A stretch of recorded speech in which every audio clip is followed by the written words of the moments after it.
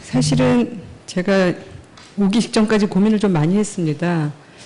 제가 두 가지 버전이 있는데요. 하나는 자료에 근거해서 성실하게 얘기하는 방안 하나, 두 번째는 업계의 현황을 리얼리티하게 하는 현황.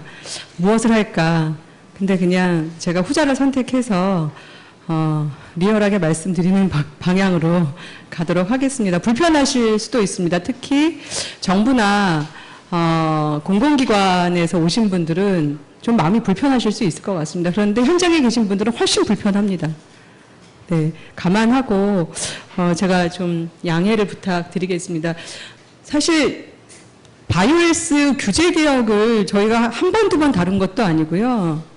정말 좀 귀에 못이 박히도록 여러 번 다루지 않았습니까? 그런데 여기 보시는 것과 같이 굉장히 다양한 규제를 엄청나게 창의적으로, 그리고 이 규제의 허들을 넘으면 우리는 갈 수 있다 이렇게 믿고 투자를 하고 스타트를 했는데 보이지 않는 굉장히 많은 규제들이 저희 발목을 잡고 있습니다. 사실 정부의 정책 방향과 홍보는요, 최근에 보도자를 다 보더라도 다 블루오션입니다. 너무나 밝고 모든 규제를 다 없애주고, 그리고 단계적 규제를 없애주고, 그리고 심지어는 보이지 않는 규제까지 다 없애주는 그런 블루오션인데 현실은 레드오션입니다. 어쩔 수 없는 것 같습니다. 근데 저희가 뭐 비난하려고 제가 하는 게 아니라 정책 방향이 이쪽 방향으로 흐르는 것처럼 보고 이게 오른쪽 깜빡인가? 라고 그쪽으로 막 달려가면 갑자기 저쪽 왼쪽 깜빡이가 막 불을 켜고, 그래서 도무지 굉장히 상이한 제도적 허들이 존재합니다. 바이오헬스 분야는 아시는 것처럼 누구나 그 얘기를 하죠. 융합의 영역이다. 그리고 새로운 미래 먹거리이기도 하고, 그런데 그 미래 먹거리인 생태계가 한국이 아니라 전 세계의 속도가 굉장히 빠른 속도로 변하고 있습니다.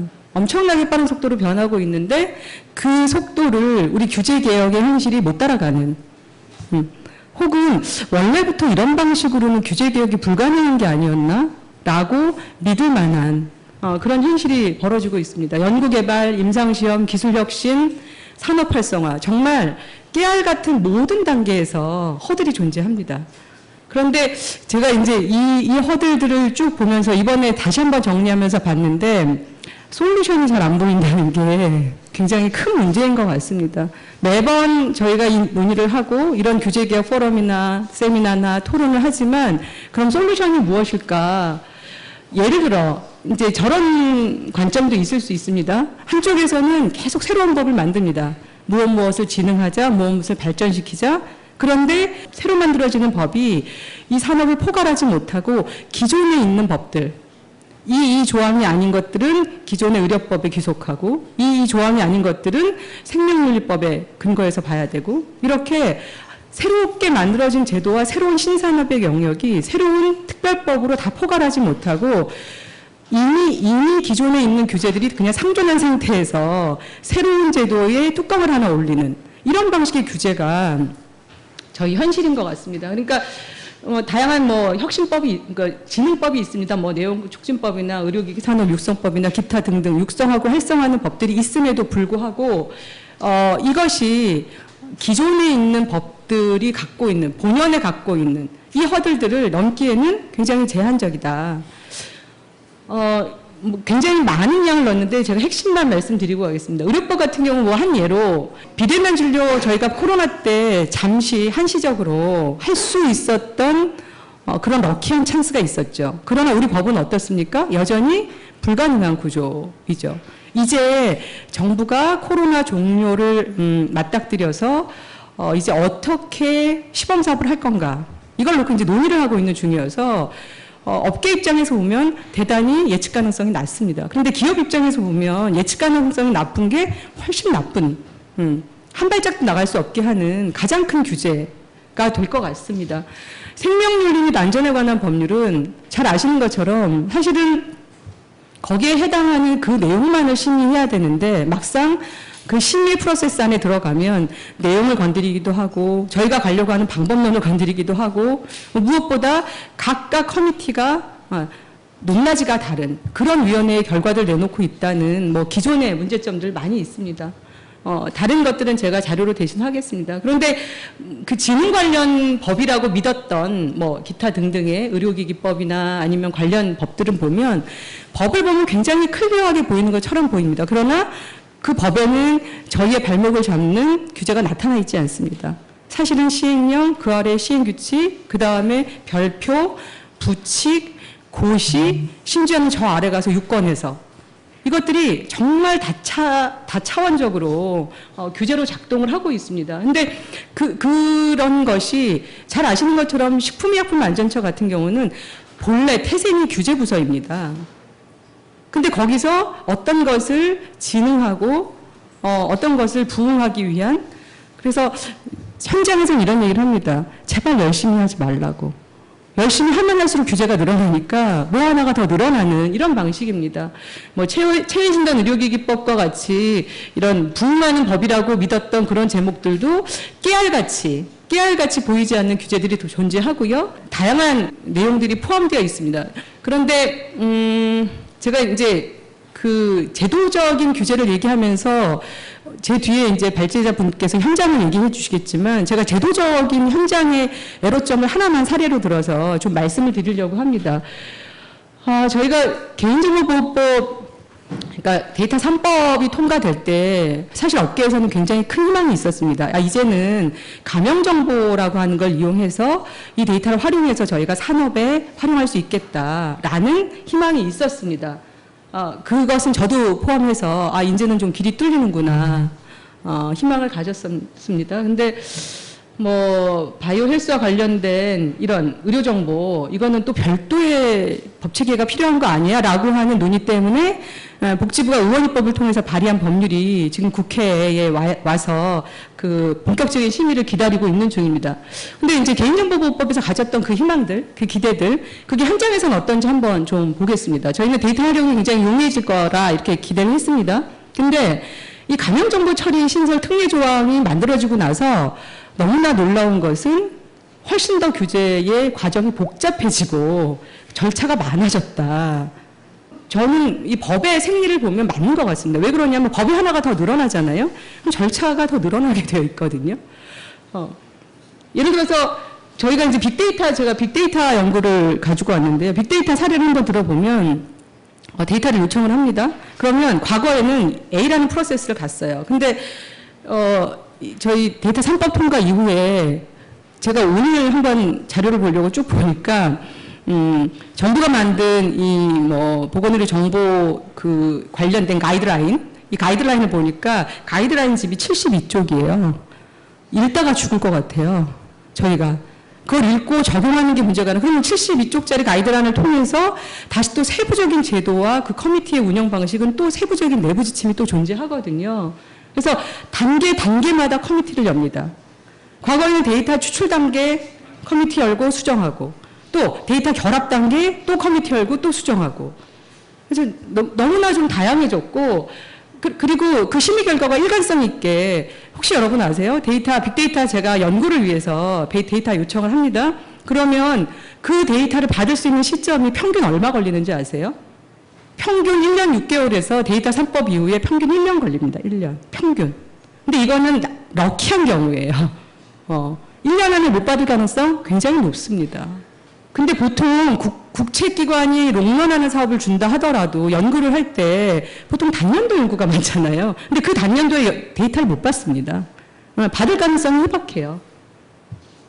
예를 들어서 이제 연구자가 제가 그 병원에 소속돼 있으니까 저희 병원과 다른 병원의 데이터를 그 통합해서 예를 들어 국가 전체 데이터와 비교하고 싶다.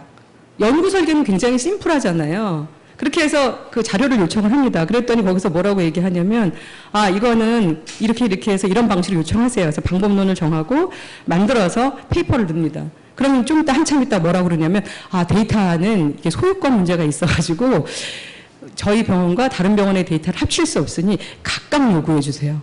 또 이렇게 법령을 바꿔달라고 요구합니다. 각각 요구해서 똑같은 데이터의 방법론을 각각 분석해서 그리고 페이퍼도 각각 만들 수밖에 없는 이런 구조. 도대체 연구를 할 수 있을까? 그러니까 이렇게 제가 이제 사례를 든 건데 이 데이터 소유권의 책임을 물어가지고 단일기관 데이터 추출과 결합만 가능하다. 그래서 다기관의 데이터 결합하는 경우에는 각각 추출해서 각각 분석해라. 이게 도대체 어디 건지 모르겠습니다. 자, 이제 가명정보 저희가 활용할 수 있고 데이터 3법이 통과됐습니다. 근데 이 법에 나오는 가명정보가 이렇게 돼 있습니다. 추가 정보 없이는 특정 개인을 알아볼 수 없도록 처리한 것. 자, 그러면 추가 정보 없이 특정 개인을 알아볼 수 없도록 처리한 것이라는 저 모호한 조항이 도대체 가명정보가 뭔가, 어떤 건 가명정보고 어떤 건 실명정보인가 법에서 알 수가 없습니다. 그러니까 이거 혹시 여러분 아실지 모르겠지만 데이터 결합기관에 데이터를 요구하시면요.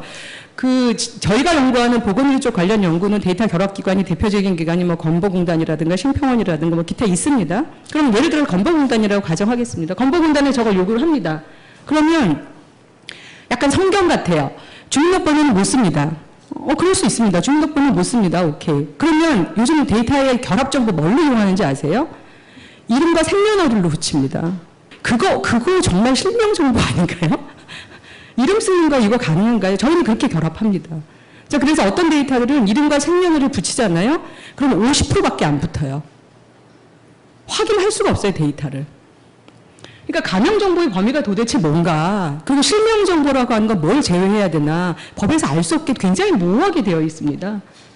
기술적으로 보면 간단하게 이걸 대체할 방법은 되게 많지 않습니까? 성명이나 생년월일 쓰는 것보다 HP는 생성해가지고 그걸로 매칭해서 쓸 수 있도록 하면 데이터 결합도 용이하고 개인 실명 정보도 쓰지 않을 수 있고 굉장히 그것뿐만 아니라 다양한 방법이 많이 있지 않습니까? 그런데 그런 방법론을 써서 붙인다? 이 생각은 안 합니다. 미국 보겠습니다. 제가 미국 같은 경우는 예를 들어서 뭐 통계적으로 전문가에 의한 결정, 낮은 재식별 확률의 판단 기준, 판단 방법과 결과의 기록이라고 하는 굉장히 뭐 포괄적인 것 같이 보이지만, 근데 세이프하버의 두 가지 요건은 되게 심플합니다. 18개 항목의 식별자를 제거해라. 그리고 재식별 상황이 부재한지 확인해라. 딱 두 가지입니다. 근데 그 18개 항목을 되게 제가 뒤에 잠깐 돌아갔다 올게요. 이렇게 그냥 명시하고 있어요. 이름, 안 돼. 주보다 작은 행정구역, 저거 안 돼. 제거해야 돼. 그 다음에 연도는 가능하지만 대부분의 날짜 저거 안 돼. 그래서 18개 항목이 딱 정해져 있어요. 저 18개 항목이 아니면 다 쓸 수 있습니다. 굉장히 클리어하게 누가 봐도 여기에서 혼란스러운 지표가 있나요? 없죠. 심플합니다. 자, 그리고 아까 말한 원칙에서 전문가에 의한 결정과 판단 기준은 낮게 재식별 확률이 있고 판단 방법과 결과를 기록해서 나중에 확인할 수 있도록 할 수 있다. 그러면 세이프하버 아까 18 세이프하버의 두 가지 요건에 대해서 말씀드렸고요. 자, 그러면 저희 같은 경우는 이게 그럼 제가 도대체 이런 일이 왜 생길까? 라고 보니까 저희가 이 미국의 기준, 그 다음에 세이프하버의 기준에 비추어서 내용적으로 보면 굉장히 유사한 거 아닌가? 얘네 제도 갖고 있는 것과 우리 제도 갖고 있는 것이 굉장히 유사한 거 아닌가라고 생각할 수 있습니다. 그런데 실제로는 곰곰이 제가 생각해 보니까 이런 문제가 있는 것 같습니다. 가명 정보를 활용해서 뭔가 산업에 활용하려고 하는 기관들의 욕구, 그리고 그것을 해결해 주려고 하는 중앙정부의 대응, 그리고 정말 가명정보의, 그러니까 저는 지금 빅데이터 영역을 얘기하니까 그것을 추출하고 결합하는 실제 결합기관의 이해관계, 이게 다 상이합니다. 그러니까 이 추출하는 기관은 저걸 열심히 하고 심플하게 해줘서 본인들한테 어떤 유익도 없습니다. 그러므로 과거에 어떤 공공기관들이 여러분 잘 아시는 것처럼 건강보험공단은 건강보험을 관리하는 롤을 갖고 있습니다. 그러니 저 가명정보의 추출, 가명정보의 결합, 이게 메이저 업무가 아닙니다.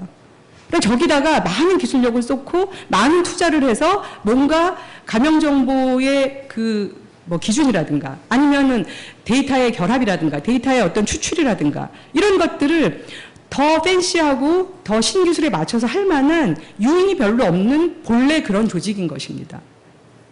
그런데 이제 제도는 이렇게 바뀌어 있는 거죠. 그러면 그럴 경우에 그런 기관들이 취하는, 저는 특정 기관을 비난하는 게 아니라 취하는 스탠스는 아주 간단합니다. 문제 안 생기게 하는 것. 그러니까 소극적으로 대응하고 사고가 안 생기게 할 것 같으니까 많은 행정을 만들어서 정당성의 근거를 남겨두는 것. 그게 그들이 대응하는 기본 프로토콜이 되는 거죠. 그럴 수밖에 없다고 저는 생각이 듭니다. 누구를 비난할 수 있는 구조가 아닙니다. 제가 이 자료를 넣을까 말까 고민하다가 저희가 산업화를 얘기하고 그리고 바이오매스의 규제 개선을 얘기를 할 때 기업들의 이해관계는 뚜렷하거든요. 보다 빠른 기술력으로 그 다음에 세계적인 트렌드에 앞서가면서 얼마나 많은 부가가치를 만들 수 있을 거냐 이런 건데요. 보건의료 데이터 활용 가이드라인 제가 아까 72쪽짜리 있다고 했는데 굉장히 재밌는 규정이 있습니다. 저 가이드라인이 모든 기관에 다 통용되는 기관이잖아요. 제가 저 조항을 보고 14쪽에 있는데요. 깜짝 놀랐습니다. 왜 깜짝 놀랐냐. 가명정보 제공에 대응되는 대가를 받는 것은 당연히 허용입니다. 팔 수 있다. 이렇게 되어 있습니다. 근데 거기다가 조항을 이렇게 만들어놨습니다. 사회적인 통념을 고려할 때 과도한 데이터 활용 대가는 지양해라. 그럼 저거는 팔라는 얘기입니까? 팔지 말라는 얘기입니까? 과도한 대가. 그래서 사회적인 통념의 기준은 누가 정합니까? 과도한 데이터 활용의 대가의 기준은 뭡니까? 이렇게 되어 있습니다. 가명정보 제공에 대한 대가를 받는 것은 금지되지 않다. 그런데 사회적인 통념을 고려할 때 과도한 데이터 활용의 대가는 지양할 것을 권장한다. 그러면 그 대가를 받는 거 가능합니다. 그렇게 해서 생긴 수익은 뭐 의학연구비, 분석 환경 보강, 보안 시스템 구축, 강화, 그다음 정보 주체 권익 보호 이걸 사용할 것을 권장을 합니다. 그럼 예를 들어서 한 A라는 대학병원이요. 한 해에 이 의료 정보를 처리하고 업데이트하고 시스템 유지하는데 한 해에 100억씩 납니다. 그런데 뭐라고 나오냐면 가이드는 금지되진 않았어. 그런데 사회적 통념상 데이터 활용의 대가를 넘어서는 것. 이거 과도한 데이터 비용? 이거 안 돼. 지양해. 그러니까 이게 오른쪽 깜빡이 켜면서 왼쪽으로 하라는 얘기죠. 할 수 없대. 그래서 아무도 안 합니다. 왜냐하면 이걸 하려고 누군가 시도를 할 때는 그래서 사회적 통념이 뭐야? 라고 물어야 되고요. 물으면 또 굉장히 많은 과정을 거쳐서 그 답을 받아야 되고요. 그래 좋아. 그런데 과도한 데이터 비용의 금액의 상한선은 얼마야? 라고 물으면 그걸 또 이제 누군가 정리하겠죠. 안 합니다. 저렇게 깨알 같은 허들을 만들어 놓으면 누구도 시도하지 않습니다. 정말 창의적이지 않습니까? 금지하지 않으면서 실제로는 금지되는 효과 이런 것들을 누리게 하는 다양한 방식을 알고 있습니다. 그럼 이제 그런 가이드라인을 딱 내려놓으면 그런 가이드라인에 맞춰서 각 기관은 또 그 가이드라인에 맞는 또 개별 가이드라인을 만듭니다. 지금 이 내용은 정부의 가이드라인이기도 하고 우리나라의 A라는 상급 종합병원의 가이드라인이기도 합니다. 그걸 받아서 그대로 만드니까요. 저런 허들들이 우리한테 존재하는 한 뭐 아무리 다른 부처에서 뇌연구 촉진법을 만들어서 육성과 발전을 위한 진흥을 하겠다. 그런데 그 내용을 보면 깨알같이 이런 의무가 있고 뭐가 있고 그리고 뭐 실험 지침의 경우에 뇌연구 산업화 과정에서 예견되는 생물학적 위험성 필요하죠. 제가 필요하지 않다는 얘기를 하는 게 아닙니다. 제발 어떠한 새로운 재료를 만들 때 이 산업에 대해서 제대로 이해하고 있다면 어느 거 하나만 바라봐도 심플하게 다 누구나 알 수 있게 그렇게 만들어주면 좋은데 그게 아니라 이 법을 보면 이걸로 다 끝나는 것처럼 보이지만 그 법에 붙어있고 연계되어 있는 굉장히 많은 법들 그리고 그 법의 하위 법령들 이걸 다 이해해야만 돌파 가능성이 있다. 저희가 기대했던 첨단 재생의료, 뭐 첨단 바이오 의약품, 안전 지원 지금으로서 현장에서 두려운 거는요. 제발 법을 만들지 않았으면 좋겠다. 이런 요청까지 있을 정도로 제 말은 그렇게 해야 된다는 뜻이 아니라 그런 요청까지 있을 정도로 새로운 법이 하나 생길 때마다 새로운 규제가 늘어나는 이런 형태의 움직임이 굉장히 우려스럽다. 그래서 진흥벽을 표방하지만 내부에 들어가면 깨알 같은 규제 사무가 곳곳에 숨어 있고 그리고 뭐 예를 들어서 관리 감독에 포함된 조사 그러면은 이제 그 규제 당국은 이렇게 말할 겁니다. 그러면 안전을 다 방치하고 산업을 육성하란 말이니? 그렇지 않죠. 그런 건 정부가 바라는 바도 아니고 국민들이 바라는 바도 아니죠.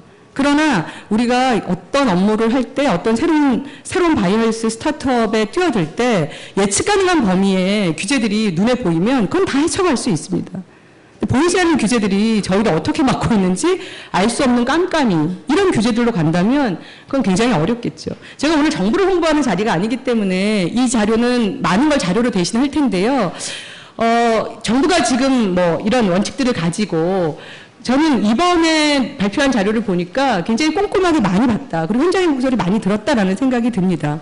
근데 뭐 규제 개선을 할 때 혁신적인 의료기기, 필수 의약품 등등 해서 인프라까지. 그래서 굉장히 많은 내용을 얘기했죠. 유망하다는 거 잘 알고 있고요. 그리고 불명확한 규제 개선이 필요하다라는 얘기도 했었고요. 그리고 그런 노력을 계속 하겠다라고 해서 깨알같이 의료기기는 뭐 어떻게, 그렇게 해서 중단기적으로 어떤 조항들을 어떻게 바꾸겠다. 이런 내용들을 상당히 많이 얘기하고 있습니다. 근데 정부 스스로도 빠른 기술 발전, 빠른 성장, 여기에 대응하지 못하는 각종 규제, 이런 것들 때문에 서비스 출연이 제한받는다라고 예측하고 있습니다. 근데 일괄되게 제가 말씀드리는 핵심은 이 종류들은 다 이렇습니다. 성장 가능성이 큰 7대 핵심 분야의 핵심 기술, 인프라, 규제 개선 추진하겠다. 여러분, 대표적인 규제 개선이 뭐죠? 막고 있는 제도들을 없애거나 아니면 새로운 제도를 만드는 거잖아요. 자, 이런 것들을 추진하려고 하면 사실 입법부가 그 법률을 해내야 되잖아요. 그런데 저희 지금 그 현재의 상황이 이 신뢰의 자산이 없습니다. 신뢰의 자산이 굉장히 부족하기 때문에 이러한 규제들을 개선하겠다라고 하는 것이 스타트는 입법부의 과제로 많이 가 있는데, 입법부가 생산적으로 새로운 규제들을 없애면서 최소한의 규제만 남기고 이런 것들을 추진할 수 있겠냐라고 하는 것에 얼마나 기대할 수 있을까라는 생각이 듭니다. 그리고 이제 매번 나오는 얘기인데요. 여기 네거티브 시스템 규제로 전환하겠다 그러잖아요. 저 굉장히 좋은 말이라고 생각합니다. 근데 그러면 네거티브 시스템이 근본적으로 뭡니까? 이거 아니면 다 돼. 이거잖아요. 근데 저희는 이거 아니면 다 되는구나라고 믿는 기업들은 반드시 망하게 되어 있습니다. 왜요? 이거 안 하면 못 가. 이게 또 있잖아요. 그러니까 네거티브 시스템으로 전환한다는 뜻은 저희 법률의 패러다임이 바꾼다는 얘기거든요. 그럼 못 갑니다. 예, 저희의 법체계는 그렇게 되어 있지 않습니다. 한국의 기본적인 법체계가 네거티브 시스템의 법체계를 갖고 있지 못하기 때문에 이러한 것은 레토릭에 불과할 수밖에 없다.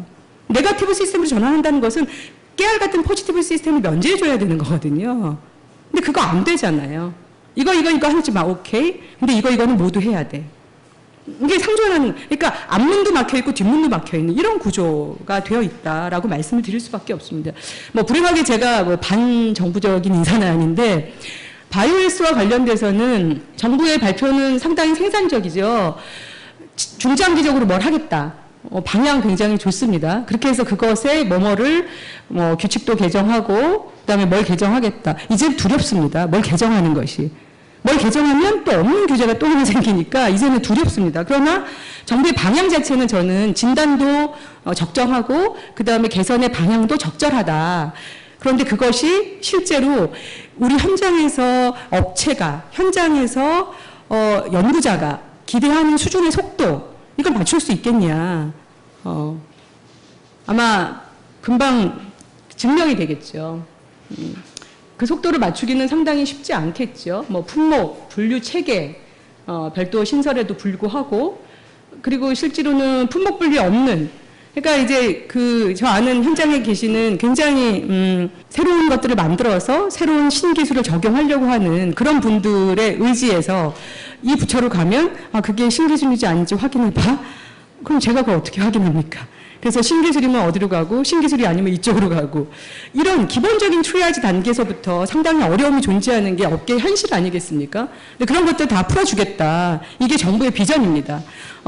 저는 기대하고 있습니다. 기대하는데 일단 첫 번째는 저희 현장에서 원하는 속도대로 갈 수 있을까라는 우려. 그럼에도 불구하고 가면 좋겠습니다. 그런데 당장 이거 하나 보십시오. 비대면 진료. 예.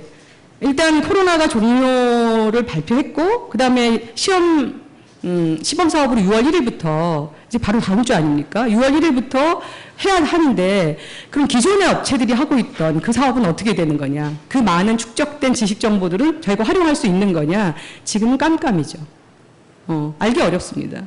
이런 곳에 기업이 자신의 혼신을 바쳐서 올인하면서 투자해야 한다? 이게 우리나라 바이오 헬스 산업의 열악한 기반이라고 생각을 합니다. 물론 한시적인 허용 때문에 알고 들어온 거잖아 라고 말하면 할 수 없습니다. 전 세계가 기술력으로 다 허용하고 있는 이 시스템, 그러니까 저희는 이념적으로 막고 있는 거죠. 그리고 그것이 사회적 합의를 이뤄냈는데 입법부가 빠른 속도의 사회적 합의를 이뤄냈는데 아직은 그 역량을 다하고 있지 못한 그런 현실에서 업계는 사실은 데시벨을 못 넘고 계속 오늘도 내일도 문 닫게 되는 이런 구조. 그래서 규제개혁의 아젠다를 얘기하고 개선 방향을 얘기할 때 전 핵심은 이거라고 생각합니다. 이거 하겠다 저거 하겠다가 아니라 실제 그냥 하십시오. 그리고 네거티브 시스템으로 전환한다라고 하면 포지티브를 없애던가. 그거 아니라면 추가적인 네거티브를 안 만드는 게 맞습니다. 그러니까 저희가 좀 일괄되고 업계나 학계가 예측 가능한 형식으로 이런 화려한 많은 것들을 다 하겠다. 이것이 아니라 실제 업계가 체감할 수 있는 그런 내용들의 규제가 개선되고 그것이 현실화되는 것. 세상 이 글로벌이 바뀌는 속도는 엄청나게 빠른 속도로 바뀝니다. 근데 한국이 이것을 하겠다라고 얘기하고 지금 뭐 여러분 잘 아시는 것처럼 규제 샌드박스 지금 중기부나 과기부가 하고 있는 규제 샌드박스 복지부가 단독으로 하겠다고 하잖아요. 그럼 업계는 이거 복지부도 별도로 하겠구나라고 굉장히 기대를 가질 수 있습니다. 근데 그거는 복지부가 추진하려면 별도의 법을 만들어야 됩니다. 그럼 그 법 만드는 데 기간, 그 법이 올라가서 통과되는 데 기간, 그게 다 지나야 그게 시작이 되는 겁니다. 그렇게 해서 그렇게 시작되는 복지부 독자적인 규제 샌드박스가 어떤 유형일지, 어떤 내용을 커버리지 갈지 저는 알기 어렵습니다. 단기간에 저는 쉽지 않을 거라고 생각을 합니다. 그럼에도 불구하고 그 방향에 오르면 가는 게 맞지만 현장의 다급함, 그 다음에 연구자들의 갈급함 이런 것들을 충분히 커버하기에는 쉽지 않은 그런 속도로 가고 있다라는 말씀을 좀 드리겠습니다. 그래서 이제 의료법 개정과 연계해서 여러분 여기 보십시오. 단기 과제를 발표했습니다. 외국인 환자 비대면 진료 허용을 추진하겠다. 예, 필요할 때 의료 해외 진출법을 개정하겠다. 법률 개정안을 내는 게 법 개정이 아니잖아요. 내고 최종 통과되고 거기서 하위 법령이 만들어지고 실제로 그것이 되게 하는 것. 이 지난한 과정을 업계가 얼마나 더 기다려야 이것이 실제 서비스로 가능한 모델로 창출할 수 있을 건가. 굉장히 저희는 좀 막막하다고 생각합니다. 의료 마이데이터 마찬가지죠. 대한민국은요. 전 세계에서 대만을 빼놓고 가장 유일한 모델을 갖고 있습니다. 여러분 아시는 것처럼. 미국만 하더라도 모든 개인의 의료 정보가 다 각각의 보험회사에 흩어져 있습니다. 대한민국은 그렇지 않아요. 전 세계에서 유일한 모델인데요. 대만이 그렇죠. 근데 대만은 사이즈가 작기 때문에 실제로 조금 다른데요. 한국은 건강보험공단이나 심사평가원이나 기타 등등 암센터나 모든 곳에서 대한민국 전 국민의 의료 데이터를 다 갖고 있어요. 근데 이것을 활용하기가 너무 어렵게 만들어놨다. 이후에 대한민국의 미래 바이오 헬스 산업의 먹거리는 사실 데이터 영역에서 상당히 창출될 거거든요. 근데 다양한 창의적인 규제의 허들을 만들어서 그런 것들을 깨알같이 막고 있는 이런 문제들을 좀 해결하는 게 필요하지 않을까라는 생각이 듭니다. 한 예로 제가 갖고 와서 말씀을 드렸는데요. 아까 이제 감염 처리 데이터 활성화는 제가 말씀을 드렸고요.